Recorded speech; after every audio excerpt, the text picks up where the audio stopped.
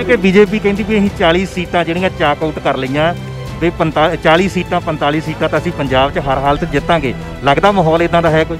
ਪੰਜਾਬ ਦੇ ਲੋਕ ਉਹਨਾਂ ਨੂੰ ਕਦੀ ਵੀ ਮੂੰਹ ਨਹੀਂ ਲਾਉਣਗੇ ਤੇ ਇੱਥੇ ਵੀ ਉਹਨਾਂ ਨੂੰ ਮੂੰਹ ਦੀ ਖਾਣੀ ਪਊਗੀ। ਜਿਸ ਤਰ੍ਹਾਂ ਉਹਨਾਂ ਨੇ ਬੰਗਾਲ ਦੇ ਵਿੱਚ ਦੰਦ ਖੱਟੇ ਹੋਏ ਆ, ਜਿਸ ਤਰ੍ਹਾਂ ਯੂਪੀ ਦੇ ਵਿੱਚ ਉਹਨਾਂ ਦਾ ਉਹ ਬੈਕਫੁੱਟ ਤੇ ਗਏ। ਗੱਲ ਉੱਡ ਰਹੀ ਕਿ ਸ਼੍ਰੋਮਣੀ ਅਕਾਲੀ ਦਲ ਦੁਬਾਰਾ 2022 'ਚ ਬੀਜੇਪੀ ਦੇ ਨਾਲ ਕੋਈ ਸਮਝੌਤਾ ਕਰ ਸਕਦਾ, ਉਹਨਾਂ ਦੇ ਨਾਲ ਜੁੜ ਸਕਦਾ ਜੀ। ਇਨ ਕੇਸ ਕਿਤੇ ਫਿਰ ਵੀ ਜੇ ਤੋਂ ਬਾਅਦ ਅਕਾਲੀ ਦਲ ਇਹ ਗੱਲ ਸੋਚਦਾ ਆ, ਉਹ ਸਮਝੌਤਾ ਕਰਦਾ ਬੀਜੇਪੀ ਨਾਲ, ਮੈਂ ਸਮਝਦਾ ਇਹ ਆਤਮਘਾਤੀ ਕਦਮ ਹੋਊਗਾ ਤੇ ਪੰਜਾਬ ਦੇ ਲੋਕ ਇਹਨੂੰ ਕਦੀ ਵੀ ਪ੍ਰਵਾਨ ਨਹੀਂ ਕਰਨਗੇ। ਨਰਿੰਦਰ ਤੋਮਰ ਖੇਤੀ ਮੰਤਰੀ ਭਾਰਤ ਦੇ, ਉਹ ਇੱਕੋ ਹੀ ਗੱਲ ਕਹਿੰਦੇ ਆ ਕਿ ਅਸੀਂ ਕਿਸੇ ਹਾਲਤ ਵਿੱਚ ਕਾਨੂੰਨ ਰੱਦ ਨਹੀਂ ਕਰਨੇ, ਜੇ ਸੋਧਾਂ ਕਰਾਉਣੀਆਂ ਆ ਤੇ ਕਿਸਾਨ ਆਣ ਕੇ ਸਾਡੇ ਨਾਲ ਗੱਲ ਕਰ ਲੈਣ।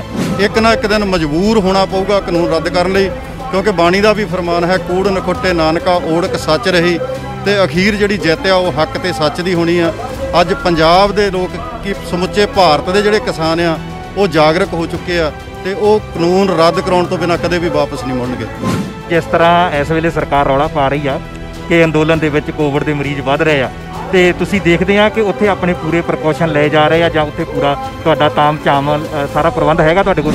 ਇੰਨਾ ਹੀ ਉਹਨਾਂ ਨੂੰ ਚਿੰਤਾ ਆ, ਜਿੱਥੇ ਪ੍ਰਧਾਨ ਮੰਤਰੀ ਨਰਿੰਦਰ ਮੋਦੀ ਇਹ ਗੱਲ ਕਹਿੰਦਾ ਸੀ ਕਿ ਮੇਰੇ ਤੋਂ ਕਿਸਾਨ ਇੱਕ ਕਾਲ ਦੀ ਦੂਰੀ ਦੇ ਉੱਪਰ ਆ, ਅੱਜ 10 ਦਿਨ ਹੋ ਗਏ ਕਿਸਾਨ ਜਥੇਬੰਦੀਆਂ ਵੱਲੋਂ ਗੱਲਬਾਤ ਦਾ ਜਿਹੜਾ ਸੱਦਾ ਦਿੱਤਾ ਗਿਆ ਸੀ ਸੈਂਟਰ ਸਰਕਾਰ ਨੂੰ ਕਿ ਸਾਡੇ ਨਾਲ ਗੱਲ ਕਰੋ।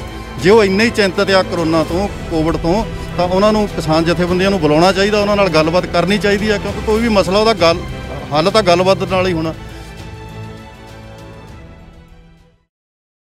ਸਤਿ ਸ੍ਰੀ ਅਕਾਲ ਜੀ, ਮੈਂ ਹਾਂ ਗੁਰਨਾਮ ਸਿੰਘ ਬਿਲਗਾ, ਤੁਸੀਂ ਦੇਖ ਰਹੇ ਹੋ ਪੰਜਾਬੀ ਨੈਸ਼ਨਲ ਟੀਵੀ। ਤੇ ਅੱਜ 6 ਮਹੀਨੇ ਦੀ 26 ਮਈ ਦੀ ਰੋਸ ਦਿਵਸ ਦੀ ਕਾਲ ਤੋਂ ਬਾਅਦ 28 ਤਰੀਕ ਨੂੰ ਦੁਆਬੇ ਦੀ ਧਰਤੀ ਤੋਂ ਇੱਕ ਬਹੁਤ ਵੱਡਾ ਜਥਾ ਗੱਡੀਆਂ ਦਾ ਕਾਫਲਾ ਸਿੰਘੂ ਬਾਰਡਰ ਮੋਰਚੇ ਤੇ ਕਿਸਾਨਾਂ ਦਾ ਸਾਥ ਦੇਣ ਲਈ ਜਾ ਰਿਹਾ। ਉਸ ਮੋਰਚੇ ਦੀ ਅਗਵਾਈ ਸਤਨਾਮ ਸਿੰਘ ਸਾਨੀ ਤੋਂ ਬਿਨਾਂ ਹੋਰ ਜਿਹੜੇ ਦੁਆਬੇ ਦੇ ਲੀਡਰ ਆ ਵੱਖ-ਵੱਖ ਜਥੇਬੰਦੀਆਂ ਦੇ, ਉਹ ਕਰ ਰਹੇ ਆ। ਵੱਡਾ ਕਾਫਲਾ ਗੱਡੀਆਂ ਦਾ ਲਿਜਾਣ ਦਾ ਅੱਜ ਦਾ ਕੀ ਮਕਸਦ ਆ? ਸਾਡੇ ਨਾਲ ਇਸ ਵੇਲੇ ਮੌਜੂਦ ਸਨ ਸਰ ਅਮਰਜੀਤ ਸਿੰਘ ਸੰਧੂ, ਜੋ ਕਿ ਕਿਸਾਨੀ ਦੇ ਨਾਲ ਸ਼ੁਰੂਆਤੀ ਦੌਰ ਤੋਂ ਜੁੜੇ ਹੋਏ ਨੇ ਤੇ ਇਸ ਮੋਰਚੇ ਦੇ ਵਿੱਚ ਪਿਛਲੇ 6 ਮਹੀਨੇ ਤੋਂ ਬਹੁਤ ਵੱਡਾ ਯੋਗਦਾਨ ਪਾਉਂਦੇ ਰਹੇ। ਸੰਧੂ ਸਾਹਿਬ, 26 ਮਈ ਦੀ ਜਿਹੜੀ ਬੰਦ ਦੀ ਰੋਸ ਦੀ ਕਾਲ ਸੀਗੀ, ਕਾਲੀਆਂ ਪੱਟੀਆਂ ਕਾਲੀਆਂ ਝੰਡੀਆਂ ਦਿਖਾਉਣ ਦੀ ਸੀ, ਉਹਨੂੰ ਦੇਖਦੇ ਕਿ ਕਾਮਯਾਬ ਰਹੀ ਆ? ਤੁਸੀਂ ਦੇਖਿਆ ਜੀ, ਮੈਂ ਸਮਝਦਾ ਸਾਡੇ ਨਾਲੋਂ ਮੀਡੀਆ ਨੂੰ ਜ਼ਿਆਦਾ ਪਤਾ, ਜਿਨ੍ਹਾਂ ਨੇ ਥਾਂ-ਥਾਂ ਦੇ ਉੱਪਰ ਇਸ ਚੀਜ਼ ਨੂੰ ਕਵਰ ਕੀਤਾ। ਬਹੁਤ ਵੱਡਾ ਜਿਹੜਾ ਹੰਗਾਰਾ ਆ ਉਹ ਸਾਰੇ ਭਾਰਤ ਦੇ ਵਿੱਚ ਸਾਰੀਆਂ ਹੀ ਆਰਗੇਨਾਈਜੇਸ਼ਨ ਨੇ ਤੇ ਖਾਸ ਕਰਕੇ ਆਮ ਲੋਕਾਂ ਨੇ ਜਿਹੜਾ ਬਹੁਤ ਵੱਡਾ ਹੰਗਾਰਾ ਇਸ ਰੋਸ ਮਾਰਚ ਨੂੰ ਦਿੱਤਾ ਆ, ਤੇ ਜਿਹਦੇ ਨਾਲ ਇੱਕ ਬਹੁਤ ਵੱਡੀ ਮੋਰਲ ਸਪੋਰਟ ਜਿਹੜੀ ਆ ਇਸ ਸੰਘਰਸ਼ ਨੂੰ ਮਿਲੀ ਹੈ। ਜਿਹੜਾ ਅੱਜ ਦਾ ਤੁਸੀਂ ਵੱਡਾ ਕਾਫਲਾ ਲੈ ਕੇ ਜਾ ਰਹੇ ਆ, ਇਹਦਾ ਕੀ ਮਕਸਦ ਆ? ਵੀ ਹੁਣ ਕਿੰਨੇ ਦਿਨ ਉੱਥੇ ਰਹੋਗੇ ਤੁਹਾਡੀਆਂ ਗੱਡੀਆਂ? ਦੇਖੋ ਜੀ, ਇੱਥੋਂ ਸਾਡੇ ਭਾਰਤੀ ਕਿਸਾਨ ਯੂਨੀਅਨ ਦਵਾਬਾ ਵੱਲੋਂ ਇੱਕ 28 ਤਰੀਕ ਨੂੰ, ਉਸ ਤੋਂ ਬਾਅਦ 2 ਤਰੀਕ ਨੂੰ, ਉਸ ਤੋਂ ਬਾਅਦ 5 ਤਰੀਕ ਨੂੰ, ਮਤਲਬ ਇਹ 5 ਦਿਨਾਂ ਦੇ ਬਾਅਦ ਜਥੇ ਜਿਹੜੇ ਆ ਉਹ ਲੜੀਵਾਰ ਚੱਲੀ ਜਾਣੇ ਆ। ਇੱਕ ਜਥਾ ਜਿੱਦਾਂ 28 ਨੂੰ ਜਾਊਗਾ, ਉਹ 2 ਨੂੰ ਵਾਪਸ ਆਊਗਾ, ਫਿਰ 2 ਨੂੰ ਜਾਊਗਾ, ਫਿਰ 5 ਜਾਂ 7 ਤਰੀਕ ਨੂੰ ਜਾਊਗਾ। ਇਸ ਤਰ੍ਹਾਂ ਹੀ ਜਿਹੜੀ ਇਹ ਲੜੀ ਆ ਨਿਰੰਤਰ ਜਿਹੜੀ ਆ ਉਹ ਜਾਰੀ ਰਹੂਗੀ।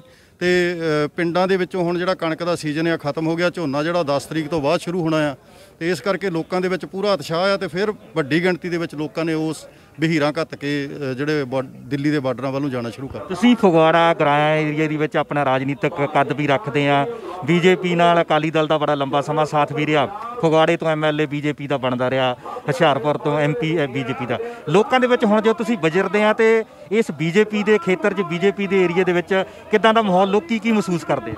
ਦੇਖੋ, ਅੱਜ ਦੇ ਸਮੇਂ ਦੇ ਵਿੱਚ ਕਿਉਂਕਿ ਇਹ ਜਿਹੜੀ ਲੜਾਈ ਆ ਇਹ ਸਾਡੀਆਂ ਕੇਵਲ ਫਸਲਾਂ ਦੀ ਨਹੀਂ, ਸਾਡੀ ਅਣਖ, ਸਾਡੀਆਂ ਨਸਲਾਂ ਨੂੰ ਬਚਾਉਣ ਦੀ ਲੜਾਈ ਆ।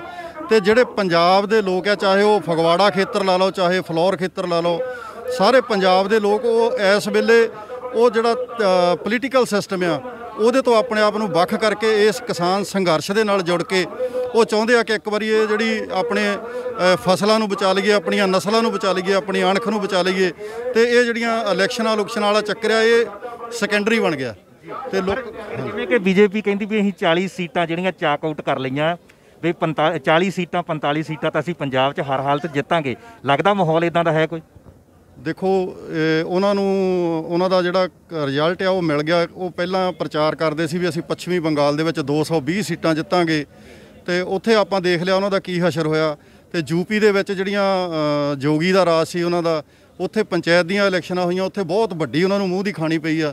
ਉਹ ਇਹੀ ਕਾਰਨ ਆ, ਜਿਹੜਾ ਉਹਨਾਂ ਦਾ ਬੈਕਫੁੱਟ ਤੇ ਜਾਣ ਦਾ ਕਾਰਨ ਆ ਉਹ ਇਹ ਕਿਸਾਨ ਸੰਘਰਸ਼ ਆ। ਤੇ ਹੁਣ ਵੀ ਜਿਹੜਾ ਪੰਜਾਬ ਦੇ ਵਿੱਚ ਆ, ਪੰਜਾਬ ਦੇ ਲੋਕ ਉਹਨਾਂ ਨੂੰ ਕਦੀ ਵੀ ਮੂੰਹ ਨਹੀਂ ਲਾਉਣਗੇ ਤੇ ਇੱਥੇ ਵੀ ਉਹਨਾਂ ਨੂੰ ਮੂੰਹ ਦੀ ਖਾਣੀ ਪਊਗੀ। ਜਿਸ ਤਰ੍ਹਾਂ ਉਹਨਾਂ ਨੇ ਬੰਗਾਲ ਦੇ ਵਿੱਚ ਦੰਦ ਖੱਟੇ ਹੋਏ ਆ, ਜਿਸ ਤਰ੍ਹਾਂ ਯੂਪੀ ਦੇ ਵਿੱਚ ਉਹਨਾਂ ਦਾ ਉਹ ਬੈਕਫੁੱਟ ਤੇ ਗਏ। ਸੰਧੂ ਸਾਹਿਬ, ਤੁਸੀਂ ਪੋਲੀਟੀਕਲ ਖੇਤਰ ਵਿੱਚ ਵਿਚਰਦੇ ਹੋ, ਮੰਨ ਲਓ ਆਉਣ ਵਾਲੇ ਸਮੇਂ ਦੇ ਵਿੱਚ ਗੱਲ ਉੱਡ ਰਹੀ ਕਿ ਸ਼੍ਰੋਮਣੀ ਅਕਾਲੀ ਦਲ ਦੁਬਾਰਾ 2022 'ਚ ਬੀਜੇਪੀ ਦੇ ਨਾਲ ਕੋਈ ਸਮਝੌਤਾ ਕਰ ਸਕਦਾ, ਉਹਨਾਂ ਦੇ ਨਾਲ ਜੁੜ ਸਕਦਾ। ਜੇ ਕੋਈ ਇਦਾਂ ਦਾ ਕਦਮ ਅਕਾਲੀ ਦਲ ਲੈਂਦਾ ਆ, ਉਹ ਠੀਕ ਹੋਊਗਾ ਕਿ ਗਲਤ ਹੋਊਗਾ? ਮੈਂ ਸਮਝਦਾ ਥੋੜ੍ਹੇ ਦਿਨ ਪਹਿਲਾਂ ਵੈਸੇ ਤਾਂ ਸੁਖਬੀਰ ਸਿੰਘ ਬਾਦਲ ਪ੍ਰਧਾਨ ਸ਼੍ਰੋਮਣੀ ਅਕਾਲੀ ਦਲ, ਉਹਨਾਂ ਨੇ ਪ੍ਰੈਸ ਕਾਨਫਰੰਸ ਦੇ ਵਿੱਚ ਸਪਸ਼ਟ ਕੀਤਾ ਕਿ ਚਾਹੇ ਕਿਸਾਨਾਂ ਦਾ ਸਮਝੌਤਾ ਵੀ ਹੋ ਜਾਂਦਾ ਸੈਂਟਰ ਸਰਕਾਰ ਦੇ ਨਾਲ, ਫਿਰ ਵੀ ਅਸੀਂ ਬੀਜੇਪੀ ਦੇ ਨਾਲ ਸਮਝੌਤਾ ਨਹੀਂ ਕਰਾਂਗੇ। ਇਨ ਕੇਸ ਕਿਤੇ ਫਿਰ ਵੀ ਜੇ ਤੋਂ ਬਾਅਦ ਅਕਾਲੀ ਦਲ ਇਹ ਗੱਲ ਸੋਚਦਾ ਆ, ਉਹ ਸਮਝੌਤਾ ਕਰਦਾ ਬੀਜੇਪੀ ਨਾਲ, ਮੈਂ ਸਮਝਦਾ ਇਹ ਆਤਮਘਾਤੀ ਕਦਮ ਹੋਊਗਾ ਤੇ ਪੰਜਾਬ ਦੇ ਲੋਕ ਇਹਨੂੰ ਕਦੀ ਵੀ ਪ੍ਰਵਾਨ ਨਹੀਂ ਕਰਨਗੇ।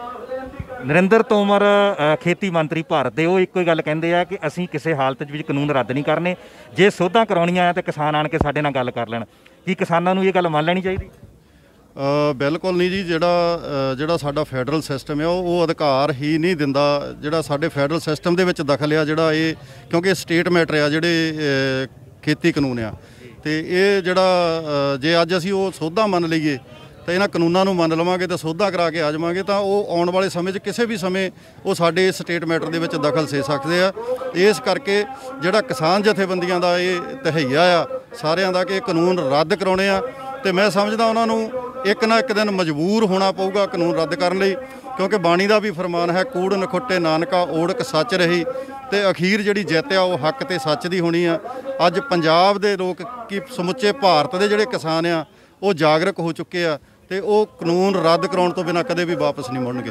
ਸੰਧੂ ਸਾਹਿਬ, ਕੋਵਿਡ ਨੂੰ ਲੈ ਕੇ ਜਿਸ ਤਰ੍ਹਾਂ ਇਸ ਵੇਲੇ ਸਰਕਾਰ ਰੌਲਾ ਪਾ ਰਹੀ ਆ ਕਿ ਅੰਦੋਲਨ ਦੇ ਵਿੱਚ ਕੋਵਿਡ ਦੇ ਮਰੀਜ਼ ਵੱਧ ਰਹੇ ਆ, ਤੇ ਤੁਸੀਂ ਦੇਖਦੇ ਆ ਕਿ ਉੱਥੇ ਆਪਣੇ ਪੂਰੇ ਪ੍ਰੀਕਾਸ਼ਨ ਲਏ ਜਾ ਰਹੇ ਆ, ਜਾਂ ਉੱਥੇ ਪੂਰਾ ਤੁਹਾਡਾ ਤਾਮ-ਝਾਮ ਸਾਰਾ ਪ੍ਰਬੰਧ ਹੈਗਾ ਤੁਹਾਡੇ ਕੋਲ ਉੱਥੇ? ਬਿਲਕੁਲ ਜੀ, ਬਿਲਕੁਲ। ਉੱਥੇ ਪੂਰੀ ਤਰ੍ਹਾਂ ਜਿੱਥੇ ਸਫਾਈ ਦਾ ਵੀ ਖਿਆਲ ਰੱਖਿਆ ਜਾ ਰਿਹਾ, ਉੱਥੇ ਸਮਾਜਿਕ ਦੂਰੀ ਦਾ ਵੀ ਖਿਆਲ ਰੱਖਿਆ ਜਾ ਰਿਹਾ। ਮੈਂ ਕਹਿੰਦਾ ਜਿਹੜੀ ਅੱਜ ਸੈਂਟਰ ਸਰਕਾਰ ਕੋਵਿਡ ਦੀ ਗੱਲ ਕਰਦੀ ਜਾਂ ਪੰਜਾਬ ਸਰਕਾਰ ਕੋਵਿਡ ਦੀ ਗੱਲ ਕਰਦੀ ਆ, ਅਸੀਂ ਤਾਂ ਉਸ ਗੱਲ ਦੇ ਲਈ ਅਵੇਅਰ ਆ। ਜੇ ਉਹ ਇੰਨਾ ਹੀ ਉਹਨਾਂ ਨੂੰ ਚਿੰਤਾ ਆ, ਜਿੱਥੇ ਪ੍ਰਧਾਨ ਮੰਤਰੀ ਨਰਿੰਦਰ ਮੋਦੀ ਇਹ ਗੱਲ ਕਹਿੰਦਾ ਸੀ ਕਿ ਮੇਰੇ ਤੋਂ ਕਿਸਾਨ ਇੱਕ ਕਾਲ ਦੀ ਦੂਰੀ ਦੇ ਉੱਪਰ ਆ, ਅੱਜ 10 ਦਿਨ ਹੋ ਗਏ ਕਿਸਾਨ ਜਥੇਬੰਦੀਆਂ ਵੱਲੋਂ ਗੱਲਬਾਤ ਦਾ ਜਿਹੜਾ ਸੱਦਾ ਦਿੱਤਾ ਗਿਆ ਸੀ ਸੈਂਟਰ ਸਰਕਾਰ ਨੂੰ ਕਿ ਸਾਡੇ ਨਾਲ ਗੱਲ ਕਰੋ। ਜੇ ਉਹ ਇੰਨੇ ਹੀ ਚਿੰਤਤ ਆ ਕਰੋਨਾ ਤੋਂ, ਕੋਵਿਡ ਤੋਂ, ਤਾਂ ਉਹਨਾਂ ਨੂੰ ਕਿਸਾਨ ਜਥੇਬੰਦੀਆਂ ਨੂੰ ਬੁਲਾਉਣਾ ਚਾਹੀਦਾ, ਉਹਨਾਂ ਨਾਲ ਗੱਲਬਾਤ ਕਰਨੀ ਚਾਹੀਦੀ ਆ, ਕਿਉਂਕਿ ਕੋਈ ਵੀ ਮਸਲਾ ਉਹਦਾ ਹੱਲ ਤਾਂ ਗੱਲਬਾਤ ਨਾਲ ਹੀ ਹੋਣਾ। ਤੇ ਜੇ ਉਹ ਚਾਹੁੰਦੇ ਆ ਕਿ ਕਿਸਾਨ ਘਰਾਂ ਨੂੰ ਵਾਪਸ ਆਉਣ, ਉਹਨਾਂ ਨੂੰ ਬੁਲਾਉਣ, ਉਹਨਾਂ ਨਾਲ ਗੱਲਬਾਤ ਕਰਨ, ਮਸਲੇ ਦਾ ਹੱਲ ਕਰਨ, ਤੇ ਕਿਸਾਨ ਆਪੇ ਹੀ ਉਹ ਬਿੱਲਾਂ ਨੂੰ ਰੱਦ ਕਰ ਦੇਣ ਤਾਂ ਕਿਸਾਨ ਖੁਸ਼ੀ-ਖੁਸ਼ੀ ਵਾਪਸ ਆ ਜਾਣਗੇ। ਪੰਜਾਬ ਦੇ ਬੀਜੇਪੀ ਦੇ ਲੀਡਰਾਂ ਨੂੰ ਤੁਸੀਂ ਕੀ ਕਹਿਣਾ ਚਾਹੁੰਦੇ ਆ ਵੀ ਜਿਹੜੇ ਇਸ ਵੇਲੇ ਤੱਕ ਪੰਜਾਬ ਦੇ ਹਾਲਾਤ ਮੋਦੀ ਸਰਕਾਰ ਨੂੰ ਦੱਸ ਨਹੀਂ ਰਹੇ, ਜਾਂ ਸਭ ਕੁਝ ਪਤਾ ਹੋਣ ਦੇ ਬਾਵਜੂਦ ਮੋਦੀ ਮੰਨ ਨਹੀਂ ਰਿਹਾ? ਮੈਂ ਸਮਝਦਾ ਉਹਨਾਂ ਦਾ ਜਿਹੜਾ ਹੈਂਕੜ ਰਵੱਈਆ ਆ, ਜਿਹੜਾ ਮੋਦੀ ਆ ਜਾਂ ਅਮਿਤ ਸ਼ਾਹ ਆ, ਮੈਨੂੰ ਲੱਗਦਾ ਵਿਦਨ ਬੀਜੇਪੀ ਵੀ ਬਹੁਤ ਸਾਰੀਆਂ ਖਬਰਾਂ ਜਿਹੜੀਆਂ ਨਿਊਜ਼ ਦੇ ਵਿੱਚ ਆ ਰਹੀਆਂ ਕਿ ਉਹਨਾਂ ਦੀ ਜਿਹੜੀ ਹੇਠਲੀ ਲੀਡਰਸ਼ਿਪ ਆ ਉਹ ਪਰੇਸ਼ਾਨ ਆ।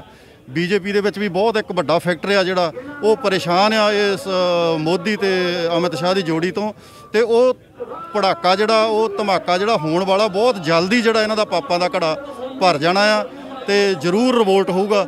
ਤੇ ਮੈਂ ਤਾਂ ਜਿਹੜੇ ਪੰਜਾਬ ਦੇ ਜਿਹੜੇ ਬੀਜੇਪੀ ਦੇ ਲੀਡਰ ਆ ਉਹਨਾਂ ਨੂੰ ਇਹ ਗੱਲ ਕਹਿਣਾ ਚਾਹੁੰਦਾ ਕਿ ਉਹ ਆਪਣੇ ਪੰਜਾਬ ਦੇ, ਆਪਣੇ ਕਿਸਾਨੀ ਦੇ, ਕਿਉਂਕਿ ਇਹ ਲੜਾਈ ਕੇਵਲ ਕਿਸਾਨਾਂ ਦੀ ਨਹੀਂ, ਸਗੋਂ ਇਹ ਪੰਜਾਬ ਦੇ ਸਾਰੇ ਵਰਗਾਂ ਦੀ ਲੜਾਈ ਆ, ਪੰਜਾਬ ਦੀ ਹੋਂਦ ਦੀ ਲੜਾਈ ਆ। ਉਹਦੇ ਲਈ ਉਹ ਇਸ ਬੀਜੇਪੀ ਦੀ ਮਾੜੀ ਸਰਕਾਰ ਨੂੰ ਛੱਡ ਕੇ ਬਾਹਰ ਆਉਣ ਤੇ ਪੰਜਾਬ ਦੇ ਲੋਕਾਂ ਦਾ ਸਾਥ ਦੇਣ। ਅਗਲੇ 6 ਮਹੀਨੇ ਲਈ ਆਪਣੇ ਸਾਥੀਆਂ ਨੂੰ ਕੀ ਕਹਿਣਾ ਚਾਹੁੰਦੇ ਤੇ ਕੀ ਪ੍ਰਬੰਧ ਤੁਹਾਡੇ? ਸਾਥੀਆਂ ਨੂੰ ਮੈਂ ਇਹੀ ਕਹਿਣਾ ਚਾਹੁੰਦਾ ਵੀ ਸਾਰੇ ਹੀ ਆਪਾਂ ਟਾਈਮ ਕੱਢ ਕੇ ਉਸ ਸੰਘਰਸ਼ ਦੇ ਵਿੱਚ ਜਿੱਥੇ ਸਾਡੇ ਕਿਸਾਨ ਵੀਰ ਬੈਠੇ ਆ ਉਹਨਾਂ ਦਾ ਵੱਧ ਤੋਂ ਵੱਧ ਸਾਥ ਦਈਏ। ਤੇ ਮੈਂ ਸਮਝਦਾ ਸਾਡੀਆਂ ਜਥੇਬੰਦੀਆਂ ਅੱਜ ਭਾਰਤੀ ਕਿਸਾਨ ਯੂਨੀਅਨ ਦਵਾਬਾ, ਸਾਡੇ ਜਨਰਲ ਸੈਕਟਰੀ ਸਤਨਾਮ ਸਿੰਘ ਜੀ ਸਾਹਨੀ, ਉਹਨਾਂ ਦੀ ਅਗਵਾਈ ਦੇ ਵਿੱਚ, ਮੂਸਾਪੁਰ ਜੀ ਦੀ ਅਗਵਾਈ ਦੇ ਵਿੱਚ ਬਹੁਤ ਵੱਡਾ ਜਥਾ ਜਾ ਰਿਹਾ, ਤੇ ਸਮੇਂ-ਸਮੇਂ ਤੇ ਆਪਾਂ ਉੱਥੇ ਜਾ ਕੇ ਮੋਰਚੇ ਦੇ ਵਿੱਚ ਕਿਸਾਨਾਂ ਦਾ ਸਾਥ ਦਈਏ ਤੇ ਇਹ ਸੰਘਰਸ਼ ਜਿੱਤੀਏ ਤਾਂ ਜੋ ਆਪਾਂ ਆਪਣੇ ਪੰਜਾਬ ਦੀ ਹੋਂਦ ਨੂੰ ਬਚਾ ਸਕੀਏ। ਬਹੁਤ-ਬਹੁਤ ਧੰਨਵਾਦ ਸੰਧੂ ਸਾਹਿਬ। ਥੈਂਕ ਯੂ ਜੀ। ਇਹ ਸਨ ਸਰਦਾਰ ਅਮਰਜੀਤ ਸਿੰਘ ਸੰਧੂ, ਜੋ ਕਿ ਇਸ ਖੇਤਰ ਦੇ ਨਾਲ, ਫਗਵਾੜਾ ਗ੍ਰਾਂਆਂ ਦੇ ਨਾਲ ਆਪਣਾ ਖਾਸਾ ਲਗਾਓ ਰੱਖਦੇ, ਤੇ ਕਿਸਾਨੀ ਮੋਰਚੇ ਦੇ ਵਿੱਚ ਇਹਨਾਂ ਨੇ 6 ਮਹੀਨੇ ਤੋਂ ਬਹੁਤ ਵੱਡਾ ਯੋਗਦਾਨ ਪਾਇਆ, ਤੇ ਪੰਜਾਬ ਵਿੱਚ ਚੱਲਦੇ ਇੱਕ ਸੰਘਰਸ਼ ਦੌਰਾਨ ਵੀ ਆਪਣੀ ਹਾਜ਼ਰੀ ਸਮੇਂ-ਸਮੇਂ ਤੇ ਦਿੰਦੇ ਰਹੇ ਆ। ਅਗਲੇ 6 ਮਹੀਨੇ ਦਾ ਇਸ ਵੇਲੇ ਨੌਜਵਾਨਾਂ ਵੱਲੋਂ ਪੂਰਾ ਪ੍ਰਬੰਧ ਕੀਤਾ ਜਾ ਰਿਹਾ। ਜਥੇਬੰਦੀਆਂ ਦੀ ਅਗਲੇ 6 ਮਹੀਨੇ ਦੀ ਕਾਲ ਲਈ ਵੱਖ-ਵੱਖ ਸਮੇਂ ਤੇ ਜੋ ਵੀ ਕਾਲ ਦਿੱਤੀ ਜਾਊਗੀ, ਜੋ ਸੱਦਾ ਦਿੱਤਾ ਜਾਊਗਾ, ਨੌਜਵਾਨ ਆਪਣੇ ਹੋਰ ਨਾਲ ਬਜ਼ੁਰਗਾਂ ਨੂੰ ਲੈ ਕੇ ਇਸ ਸੱਦੇ ਨੂੰ ਪੂਰਨ ਚਾੜ੍ਹਨ ਲਈ ਆਪਣੇ ਪੂਰੇ ਤਨ ਤੇ ਮਨ ਦੇ ਨਾਲ ਇਹ ਸੇਵਾ ਨਿਭਾਉਣਗੇ। ਇਹ ਵਿਚਾਰ ਸਨ ਸਰਦਾਰ ਅਮਰਜੀਤ ਸਿੰਘ ਸੰਧੂ ਘੜਕਾ ਜੀ ਦੇ। ਤੁਸੀਂ ਜੁੜੇ ਰਹੋ ਪੰਜਾਬੀ ਨੈਸ਼ਨਲ ਟੀਵੀ ਦੇ ਨਾਲ। ਮੈਨੂੰ ਗੁਰਨਾਮ ਸਿੰਘ ਵਿਲਗਾ ਨੂੰ ਦਿਓ ਇਜਾਜ਼ਤ।